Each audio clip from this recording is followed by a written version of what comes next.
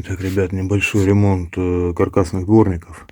То есть со временем, ну, резинку уже поменял, резинка новая, но все равно идет скрип, то есть вот эти все сочленения, вот эти, это клепки, да, с другой стороны, они разбалтываются, и люфт получается сильно большой, да. Вот он, люфт, это без резинки. То есть сейчас мы все пробьем, ложим на что-то твердое, пробиваем, да, вот так вот. Так, это зажимал я резинку, то есть там все норм. Вот этот вот, да, основное сочленение, как бы, крепление, чтобы оно тоже не люфтило, да. Ну, по сути, вот видите, насколько разболталось. То есть очень сильно. Так, а здесь? Ну, здесь получше. Ну, это ладно, туда ходит, это фиг с ним, но он аж по-любому и вот так вот тоже фигачит. Все это сбиваем. Тупо вот сейчас. Тупо, умно. Буду ложить вот сюда. Это там вкручено в бетон, в пол. Это дома делаю сегодня. В гараже мерзко. Вот так вот раз упер. Пробил. Так, ну сейчас, наверное, чтобы явный самый пример был. Вот он, видите? Нифига себе. То есть, понимаете, оно в некоторых положениях по стеклу раз, допустим, в одном направлении более-менее нормально, а когда назад идет, сильный перевал настолько, что не только вот этим трет, а вот этим, всем, чем можно, оно цепляет. И иногда создаются скрипы, короче. Так, ну сейчас, вот, на вот этом самом явном разболтанном моменте, вот на этом, я продемонстрирую. Так, запоминаем. Вот тут видите ржавая, тут вот это чуть-чуть серая, то есть, чтобы я не обманул вас. Я не смогу, наверное, сейчас снимать одновременно, у меня тут штатива нету, и бить молотком. Хотя, вот так попробую. Ну, что видно, то видно.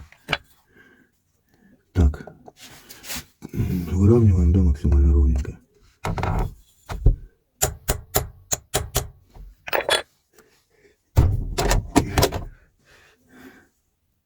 Так, еще люфт. Я думаю, тут даже можно без наставки, без этой, просто молотком.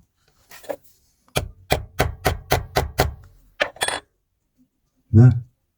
Все исправилось. Люфта нету. Вон она, уже вот этого люфта нету, вот такого, да? Соответственно, и вот там, видите, пластик. Вон они, проставочный, как прокладочный, да, пластик.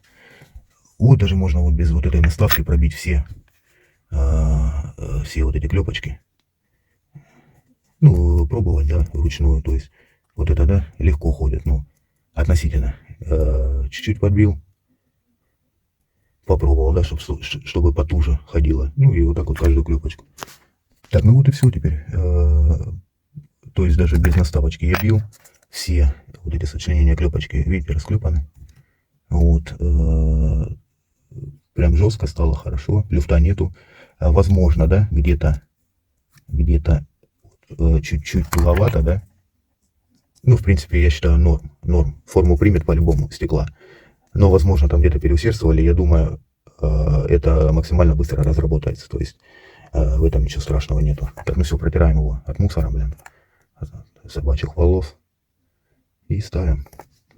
Вот, поставил, все отлично трет. Кстати, был слышен с этого левого дворника, это был левый, я сейчас снимал, когда перелом был, да, вот этот вот с люфтом, был шум. Сейчас этого шума нету.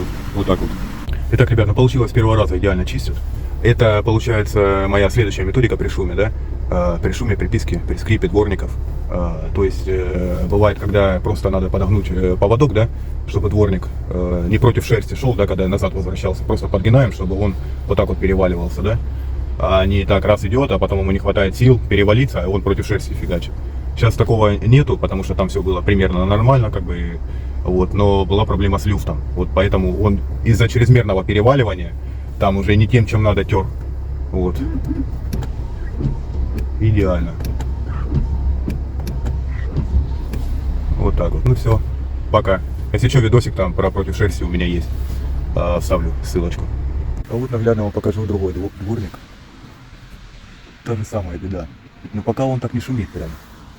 Но по идее должен. Вот. ним надо проделать ту же самую процедуру.